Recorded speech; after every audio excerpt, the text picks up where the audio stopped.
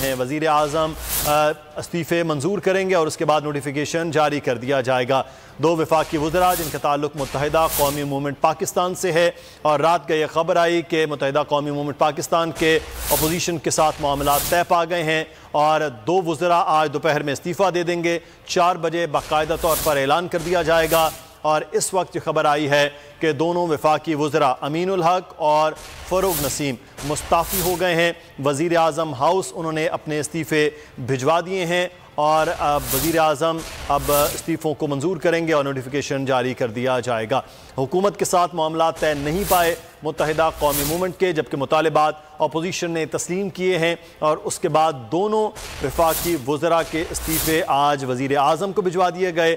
वज़ीर आज़म इन इस्तीफ़ों को अब मंजूर करेंगे और 4 बजे करीब 2 घंटे के बाद मुत्तहिदा कौमी मूवमेंट पाकिस्तान प्रेस कॉन्फ्रेंस के ज़रिए बाकायदा तौर पर ऐलान भी कर देगी। लेकिन उस ऐलान से पहले ये दोनों वज़रा इंफॉर्मेशन टेक्नोलॉजी के अमीनुल हक और वज़ीर कानून फ़रूग नसीम मुस्ताफ़ी हो चुके हैं। सिद्दीक साजिद हमारे नुमाइंदे इस वक्त हमारे साथ मौजूद हैं। जी सिद्दीक, आगाह कीजिएगा इस मुताल्लिक़। जी बिल्कुल, के दोनों वफाकी वज़रा अमीनुल हक और फ़रूग नसीम बाज़ाब्ता तौर पर मुस्ताफ़ी हो गए हैं। अमीनुल हक ने जो MQM के रहनुमा हैं और वज़ीर हैं, उन्होंने इस बात की तस्दीक की है कि हमने अपने इस्तीफ़े वज़ीर आज़म हाउस को भिजवा दिए और वज़ीर आज़म हाउस के ज़राए का भी कहना है कि दोनों वज़रा के इस्तीफ़े जो है वो मौसूल हो चुके हैं, जो कि वज़ीर आज़म इमरान खान को पेश किए जाएंगे।